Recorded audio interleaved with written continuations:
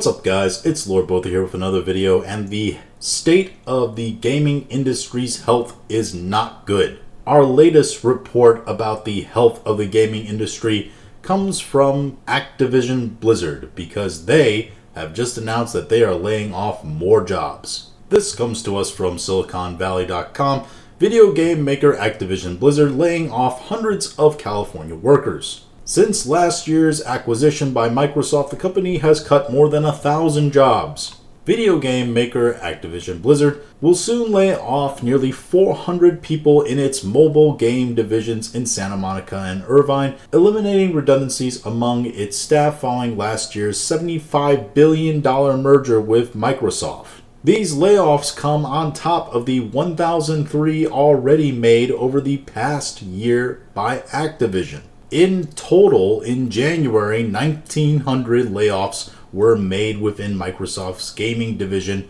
Activision Blizzard, Xbox, ZeniMax Media, and earlier this month, Microsoft Gaming announced 650 layoffs. So on top of the 400 people Activision Blizzard is laying off now, the whole company of Microsoft has laid off well over 2,500 people in their gaming divisions.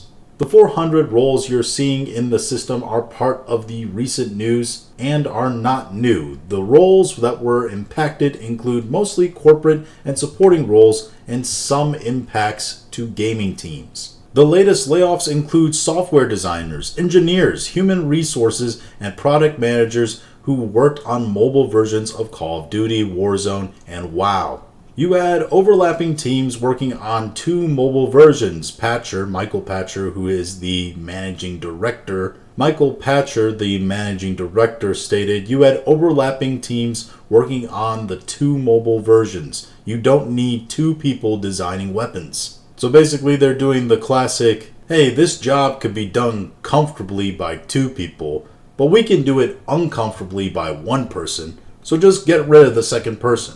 That's a just common practice in business. You see it everything from this to the food industry, especially when economic times are tough, and they're pretty tough on the gaming industry right now. The real shocking thing though is that Activision Blizzard is actually one of the few gaming companies that, in terms of its stock price as a company, it's more healthy than some. In the past year, they've actually risen from about $72 a share to over $94 a share. So if you invested a year ago, you'd actually have some pretty significant return now.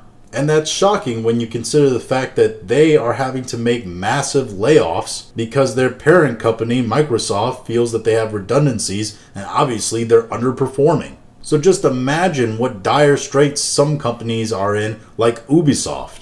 Ubisoft, whose shares have tanked from a high of $6.50 a share to now $2.25, with steep losses coming recently after the delay of their last real big blockbuster game for the year, Assassin's Creed Shadows. So when you compare the state of Ubisoft to something like Activision Blizzard, you get the real depth of how bad off Ubisoft is right now, and how more likely they are to possibly fold if they have another massive failure. And what this really paints a picture of is Western gaming companies are not in a good state right now. They're quite frankly in deep financial trouble. And if they don't start listening to their audience and producing games that have solid mechanics and solid storylines, rather than taking shortcuts and promoting agendas, they will continue to fail, and the Eastern market will become the dominant gaming market, not just in the East, but also the West and the greater world